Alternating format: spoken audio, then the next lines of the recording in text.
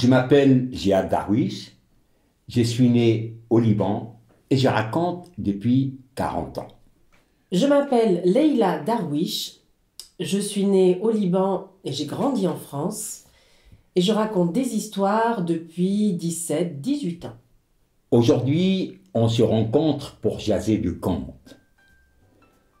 Pour lancer la discussion, on a apporté 3 objets qui représentent les 3 sujets dont on va vous parler. Vous écoutez Vide ton sac, tête à tête, autour du conte, un balado de la Maison des Arts de la Parole.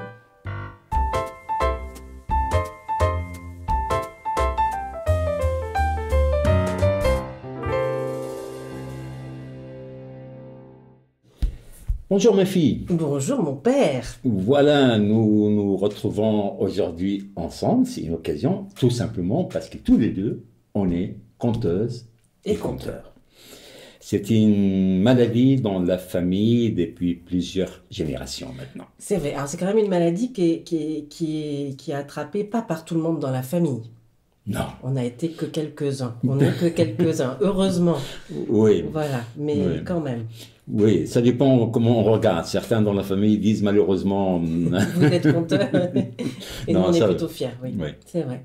Très Et oui, dans la famille, on est conteur, conteuse de génération. Ça a commencé avec Teta, la grand-mère, ta mère, Oui. puis toi, et Oui. qui m'a transmis le conte et qui l'a aussi transmis à ma sœur Najwa. Oui. Voilà, 4 conteurs dans la famille. Oui, il doit y avoir quelqu'un encore plus haut que je ne connais pas. Ma mère parle beaucoup de sa tante qui lui a passé des histoires. Après, ça se perd. Voilà, nous sommes là pour parler. Moi, j'ai apporté avec moi un objet qui représente le conte pour moi. C'était un peu aléatoire parce qu'il y a beaucoup de choses qui représentent le conte pour moi. Ce que j'ai apporté, c'est une écharpe Mhm. rouge, pas très large, que je mets sur mes épaules. Elle est en soie, mais elle peut être autre chose. Hein, j'ai beaucoup d'écharpes. Euh, Pourquoi elle représente le conte pour moi? C'est un peu instinctif. J'aime personnellement à imaginer que le conte s'est tissé avec les premiers mots de l'humanité. J'aime à imaginer ça. J'ai lu il n'y a pas très longtemps que les anthropologues ont découvert dans les cavernes 2 foyers. Un foyer, 2 foyers de feu. Un foyer où on faisait de la nourriture, on mangeait, il y a des traces autour. Et un foyer où il n'y a que des traces du feu. Et les anthropologues supposent que c'est le lieu social où on se racontait des histoires, où on tissait ses paroles, on conte, on conseille, on récit. Et donc c'était au début de l'organisation de la société humaine. Et moi j'aime à imaginer, ce que j'ai lu ça quelque part, je ne sais rien, que ce tissage de mots s'est accompagné, la même période, des tissages de fil pour faire les premiers tissus qui ont couvert les humains. Et c'est vrai que tu ne racontes jamais sans une écharpe. Ah, jamais. Je me sens tout nu. Sans mon écharpe, je me sens tout nu. Il y a ça. Moi, je me sens prêt à raconter lorsque j'ajuste mon écharpe et je trouve que les 2 bouts sont... Après, ça bouge beaucoup, hein, Oui, oui, mais oui. quand j'arrive sur scène, il faut que les 2 bouts soient égaux. Et là, je sens que je suis prêt. C'est comme ton rituel, quoi, C'est mon rituel.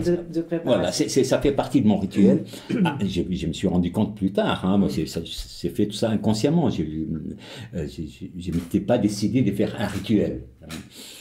L'écharpe, c'est un lien avec le conte depuis toujours.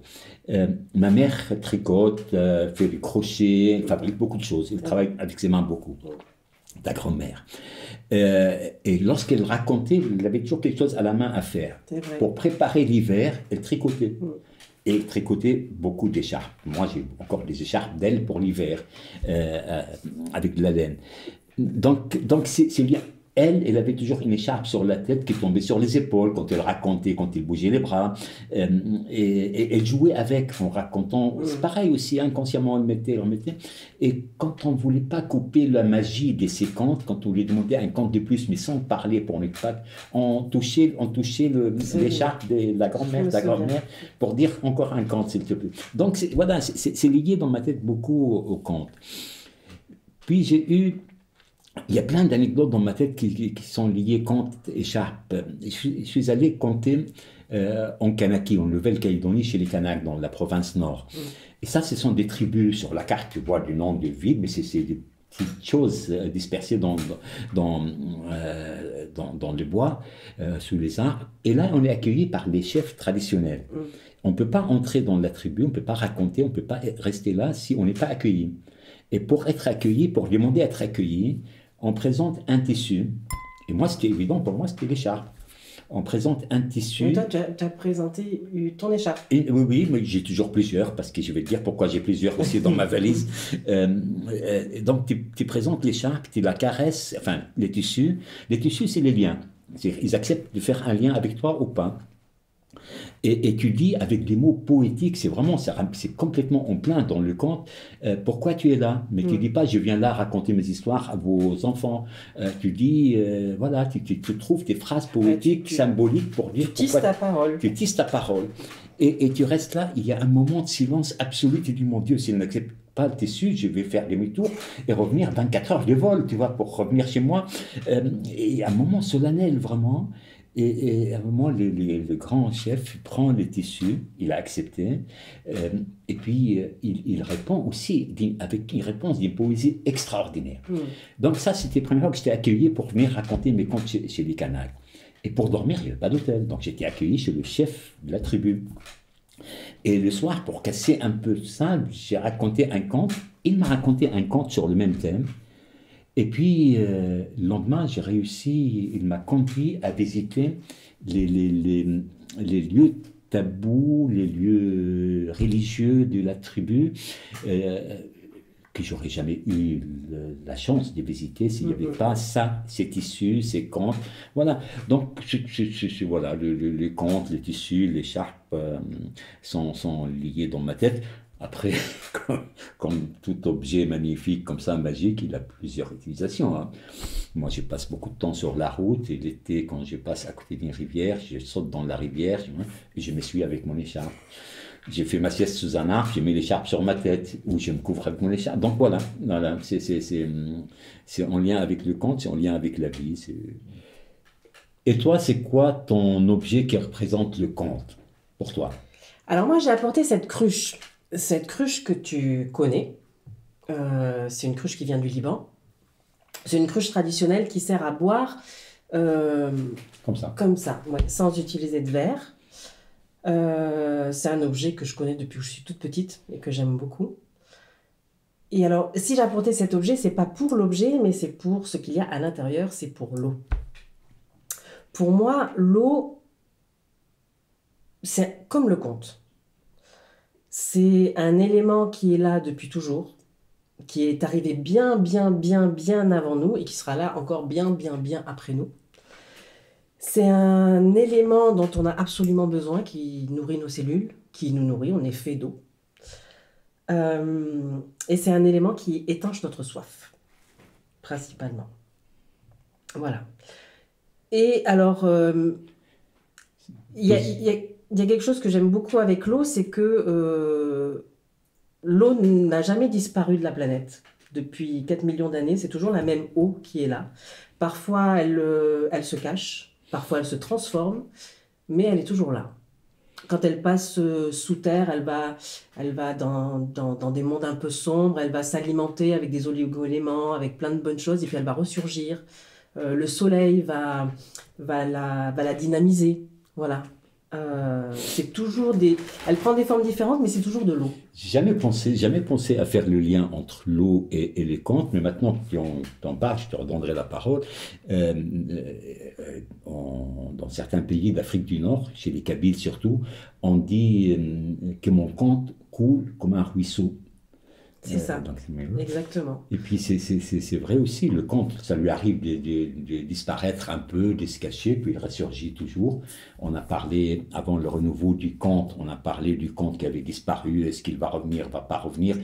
Tous ceux qui croyaient au conte, ils savaient qu'il allait revenir, et encore plus beau, plus fort. C'est ça, en fait c'est un élément qui est toujours là, et parfois on l'oublie, mais je pense qu'on en a réellement besoin, donc il ressurgit toujours. Et j'aime bien l'analogie de parfois on a parfois notre corps a soif, on a soif parce qu'il fait chaud, mais on n'a pas, notre corps a soif, mais nous, on n'a pas la sensation de soif. On ne boit pas, par exemple. Souvent l'été, on ne boit pas assez, alors qu'on a besoin de boire. Et puis, quand d'un coup, on boit, on sent tout le bienfait que ça nous fait.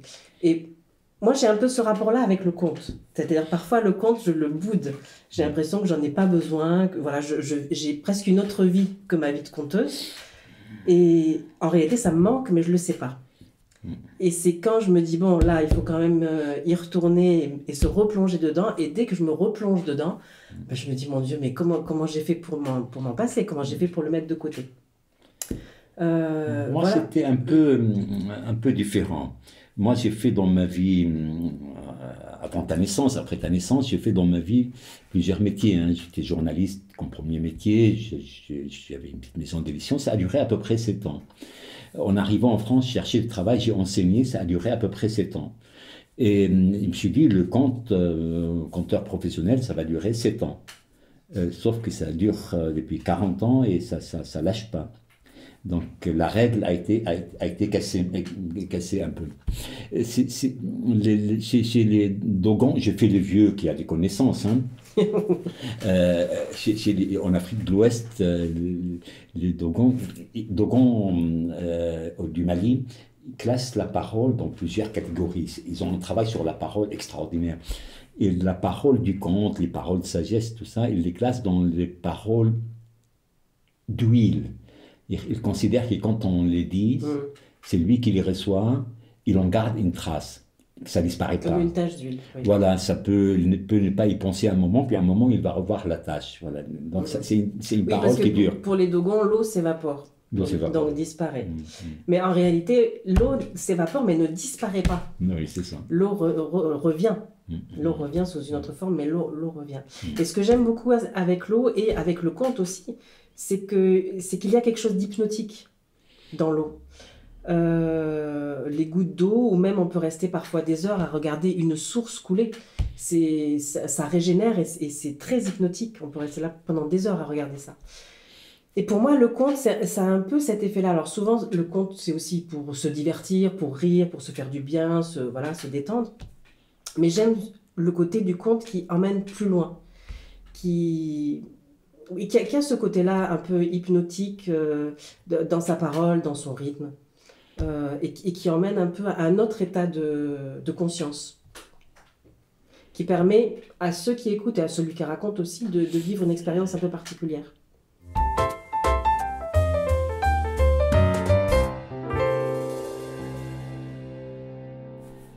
Maintenant, je crois qu'on peut passer maintenant au deuxième objet qui représente notre univers, notre démarche dans le conte, notre univers dans le conte. Je te laisse parler ou je parle? Tu veux que j'annonce le deuxième Allez, vas-y. Moi, mon deuxième objet qui représente mon univers dans le conte, c'est la bougie, c'est surtout la flamme de la bougie. La flamme de la bougie, ça aussi fait partie de mon rituel. Je suis très malheureux si un jour je ne peux plus allumer ma bougie pour raconter. Elle m'accompagne tout le long de mes soirées contes, de mes nuits de contes.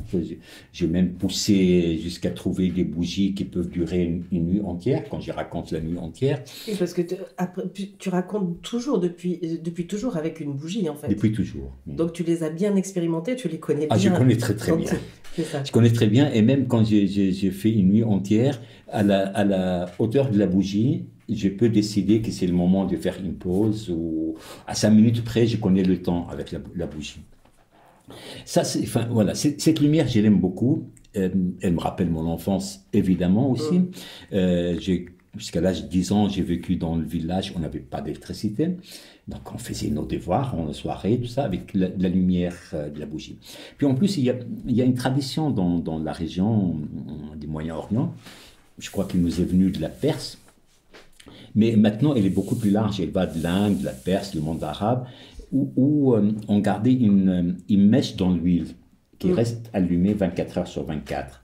Un vase avec de l'huile, avec une mèche dans l'huile. Et tous les 2-3 jours, avant que la mèche ne finisse, on amène une mèche nouvelle, on l'allume à l'ancienne, on ajoute de l'huile, et cette lumière ne se coupe pas. Cette lumière, elle est là tout le temps. Et lorsque quelqu'un se marie, il allume sa mèche à la lumière des parents, et du coup, cette lumière continue. Dans certaines maisons, on te dit, ah, celle-là, elle a 1200 ans. C'est vrai, elle n'est pas éteinte depuis 1200 ans. Cette fragilité de la lumière de la bougie, de la flamme de la bougie, il suffit que je souffle à côté un peu fort, elle peut s'éteindre. On a l'impression tout le temps qu'elle vacille. Moi, me rappelle beaucoup le conte, et c'est mon univers dans le conte. Moi, j'aime dire des choses parfois même graves, mais avec un peu avec douceur, avec, voilà. Et ça représente beaucoup mon univers. En tout cas, j'en ai besoin aussi pour raconter, autant que l'écharpe, sinon plus que l'écharpe.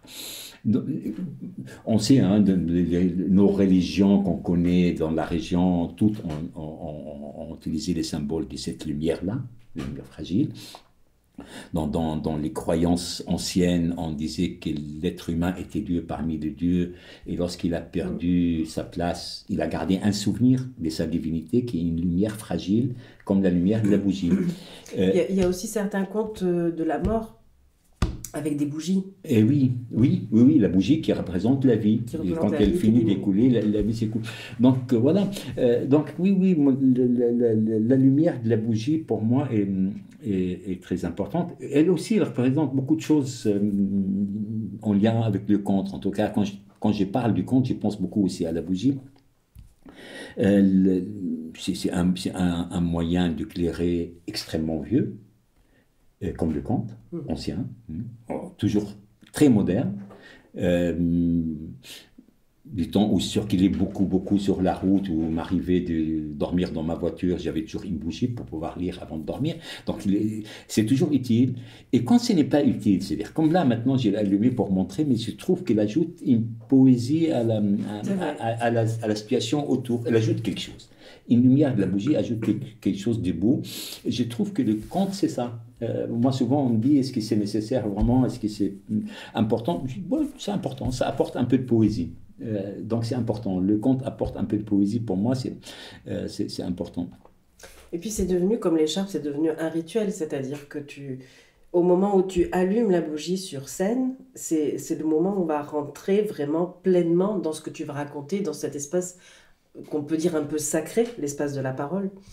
Et puis, quand tu as fini de parler, quand tu as vraiment fini tout ce que tu as à dire, tu éteins. Oui. Enfin, tout ça, c'est inconscient. Hein. Après, j'ai réfléchi. Moi, j'ai fait, puis après, j'ai réfléchi sur ce que j'ai fait en général.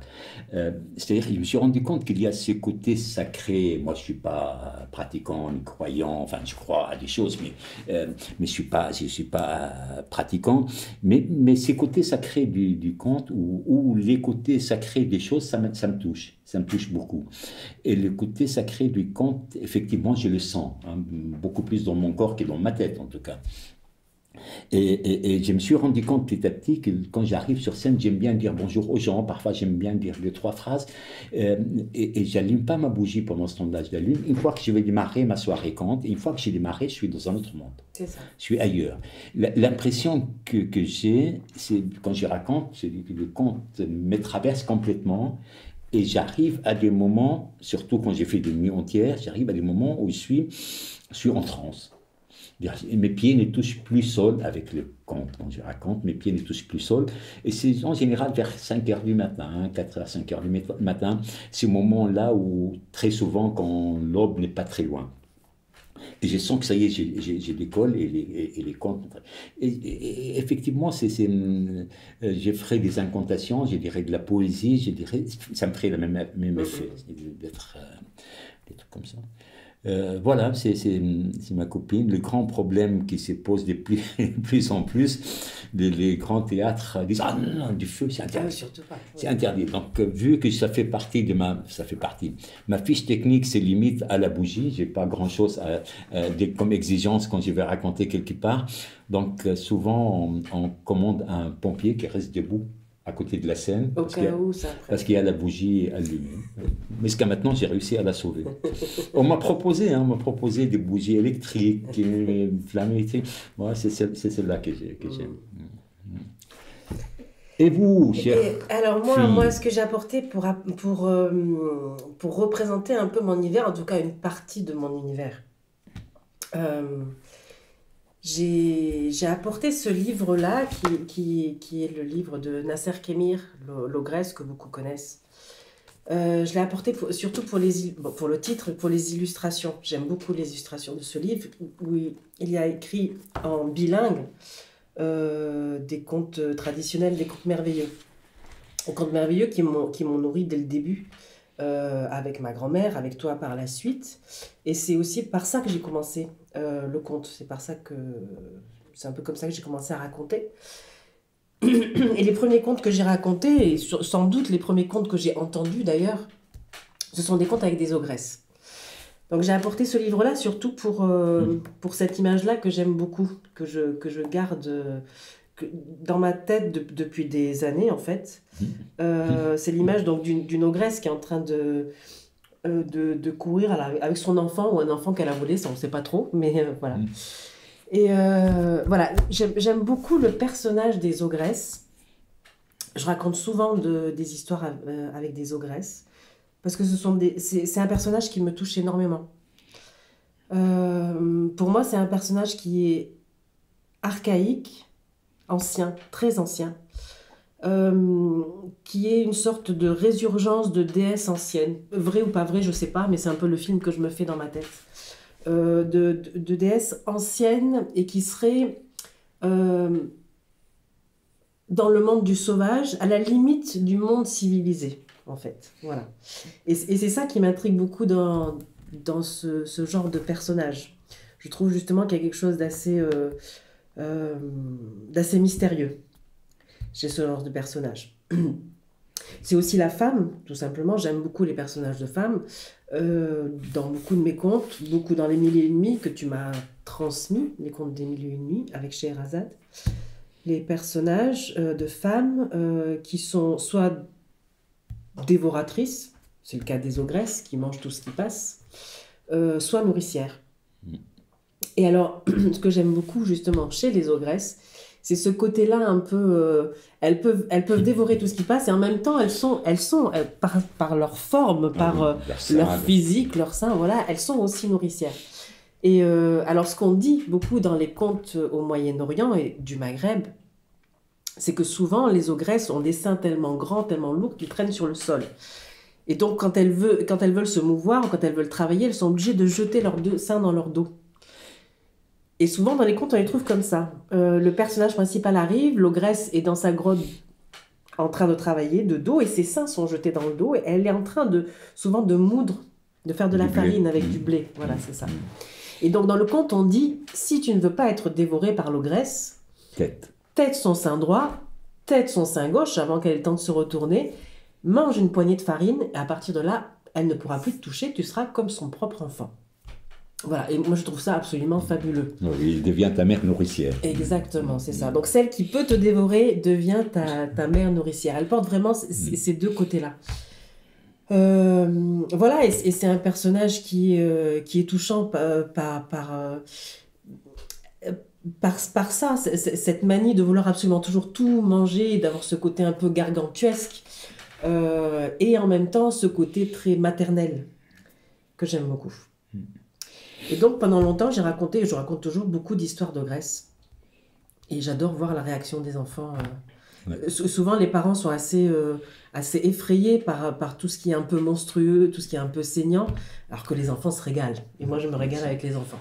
Bien sûr. C'est-à-dire les enfants, je crois que dans l'instinct humain, on a cette capacité de comprendre les symboles et de voir ce qui est derrière, de ne pas voir l'image crue.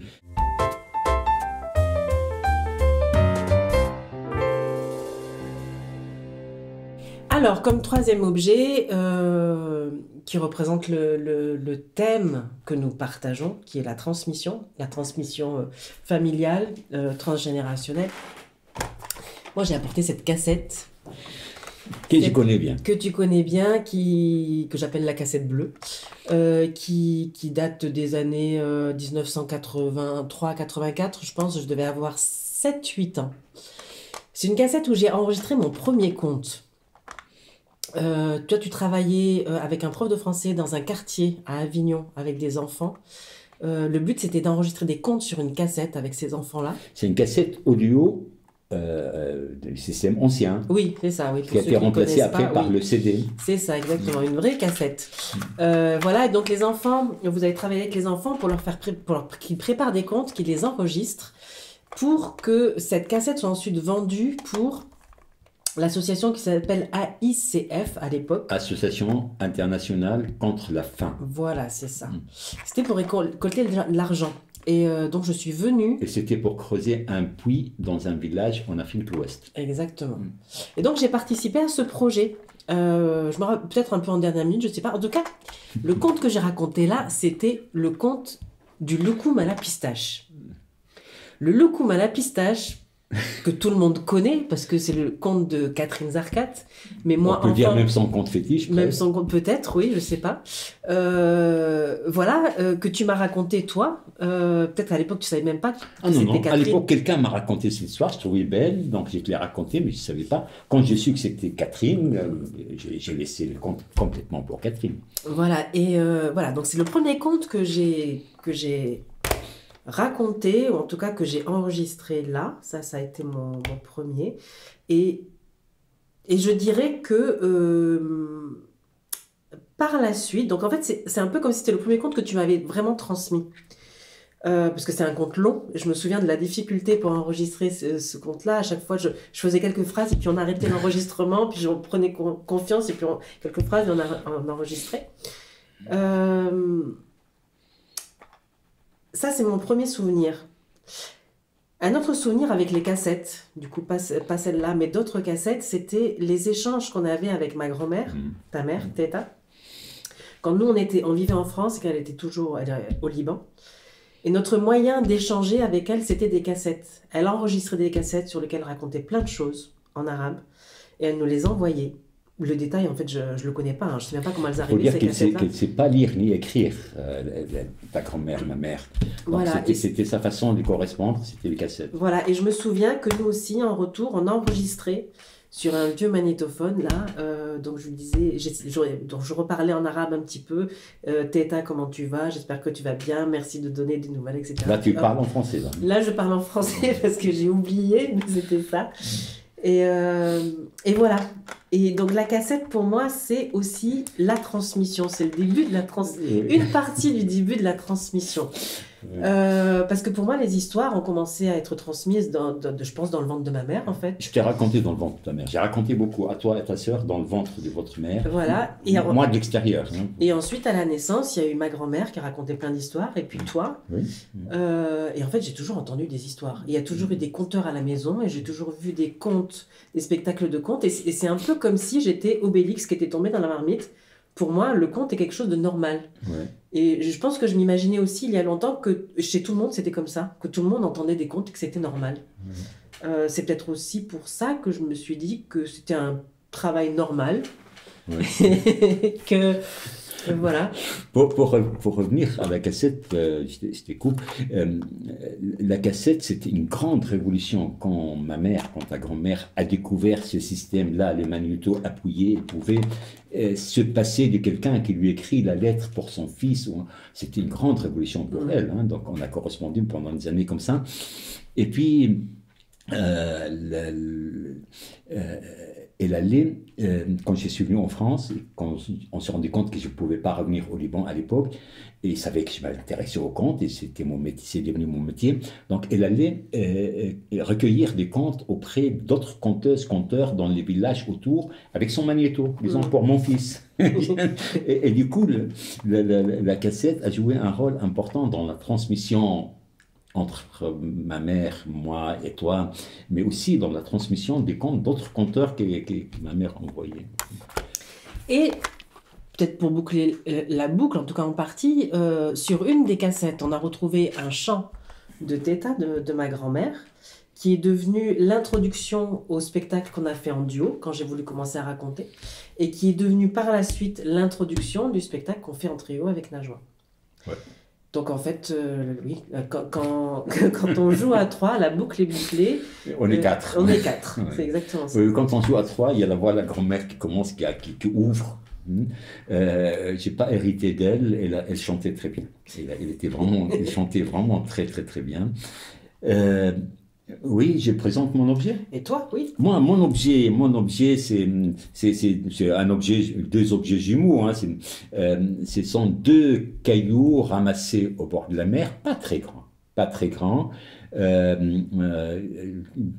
Des cailloux que je peux mettre dans ma main, que je peux cacher, que je peux caresser. Un caillou noir, un caillou blanc, des cailloux lisses qui ont été polis par les vagues, par le temps, par les siècles. Ceux-là sont ramassés l'un au Liban, le noir, et le blanc, je l'ai ramassé en Bretagne. J'ai ramassé beaucoup de cailloux, comme beaucoup de gens dans ma vie. Pourquoi représente la transmission? À un moment, c'était mon lien avec le Liban. Les plages me servaient beaucoup pour marcher, pour préparer mes choses, mes comptes, mes articles de presse. J'aime beaucoup préparer ce que je dois faire, lire en marchant.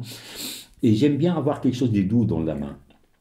Et le caillou, c'était... C'est ça, depuis tout à l'heure tu fais ça et j'ai envie de toucher moi aussi. Oui, Je te l'emprunte.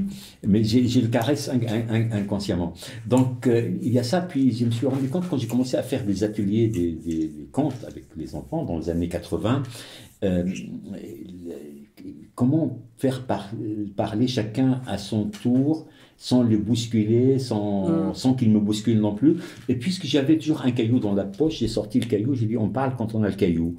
Et le caillou a commencé à circuler et je me suis rendu compte de ses effets bénéfiques, magnifiques, y compris ceux qui avaient des difficultés à parler et qui m'intéressaient encore plus que les autres, pour qu'ils participent à l'histoire.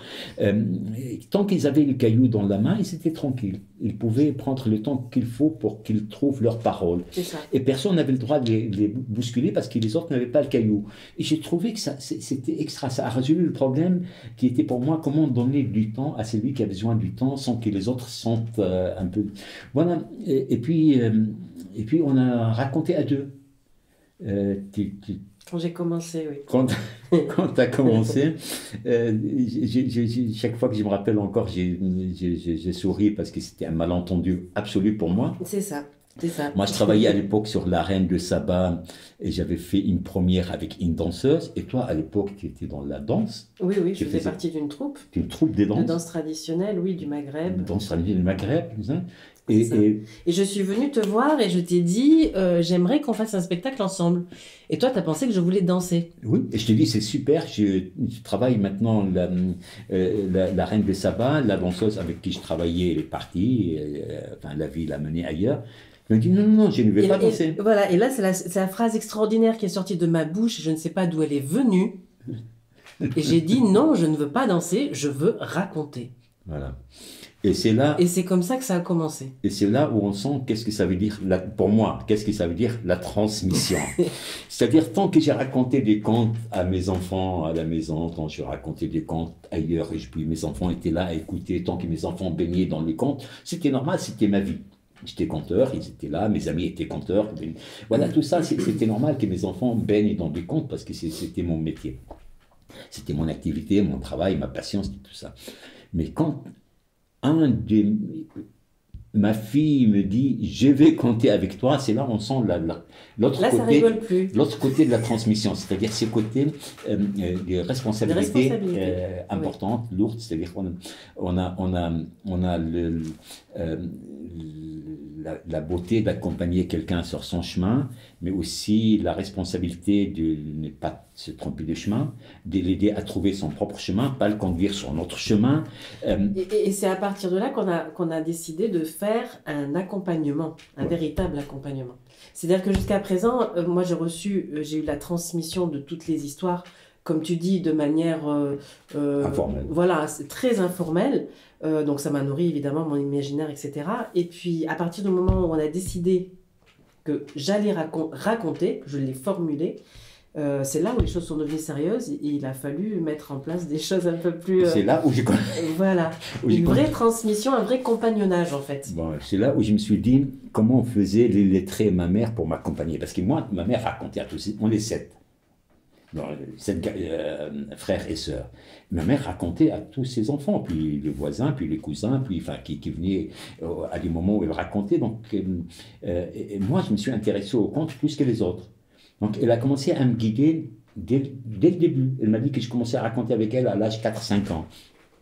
Donc, elle a commencé à me reprendre un peu, parce que je voulais raconter. Et elle m'a repris, et ça tu le sais, elle m'a repris, et même une fois, elle m'a remis sur le chemin, alors que j'étais adulte, j'avais 2 enfants, et j'étais en visite chez elle.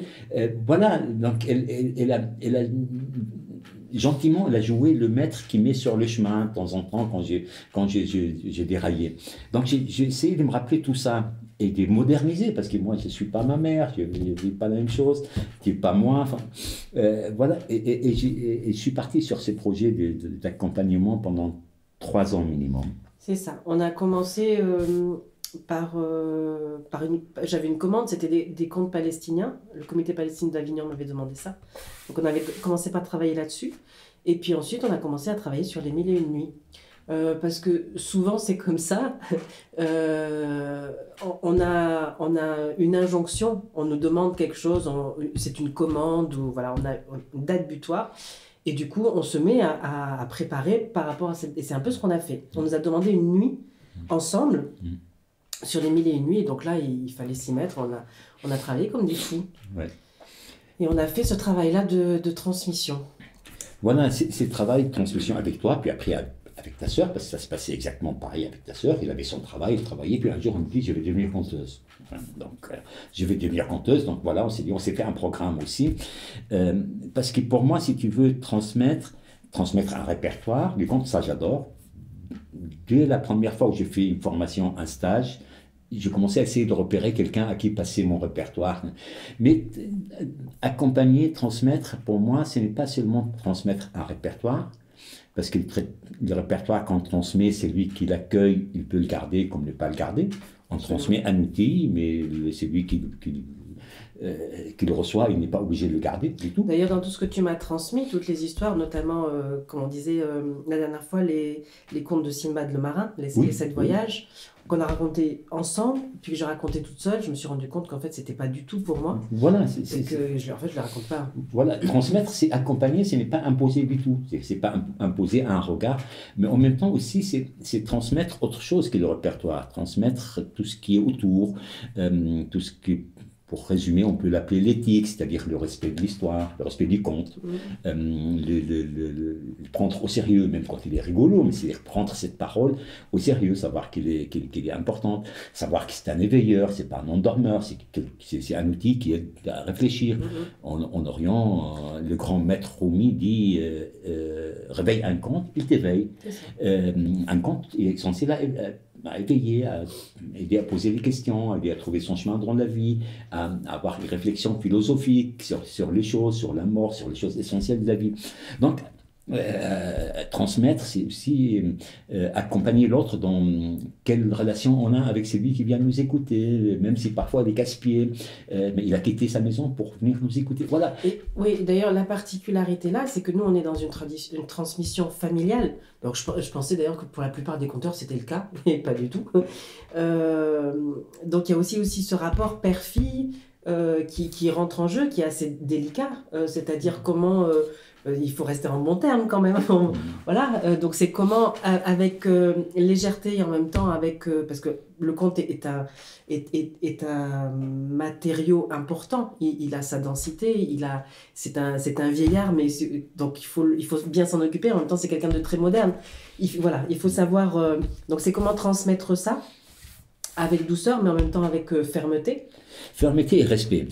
Pour moi, le respect ça. est très important parce que moi, je ne sais pas ce qu'il va faire ces matériaux, la personne qui reçoit, toi, ta sœur, mais aussi quand j'ai fait des formations, des accompagnements longs, sur 3 ans, 4 ans, de certains conteurs, je ne sais pas qu'est-ce qu'ils vont faire. Et ils peuvent même utiliser ça seulement comme moyen d'apprendre à modeler, puis modeler complètement autre chose. Mais je crois profondément que si on est conteur, je crois profondément qu'il y a des axes principaux à ne pas oublier. C'est prendre au sérieux le conte, c'est ce respect qu'on a pour le conte, même si on ne veut pas le raconter. Les personnages aussi. Les personnages du conte, avoir une culture générale du conte. Moi, je crois qu'aujourd'hui, on a ce luxe que peut-être les autres l'avaient moins dans les sociétés anciennes. On a ce luxe où on peut avoir une culture extrêmement générationnelle. On peut ne pas avoir envie de raconter des épopées. Je me dis, mais ce serait bien que tous les conteurs sachent c'est quoi une épopée, aillent visiter une épopée, qu'ils sachent c'est quoi les contes chinois, les contes africains.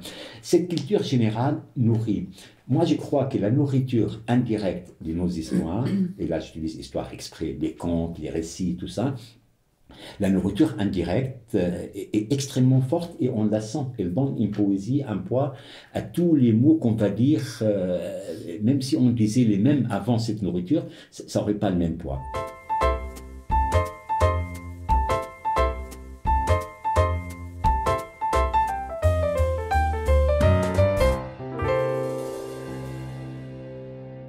Je m'appelle Jihad Darwish, j'ai 40 ans. J'aimerais ça doit être ça.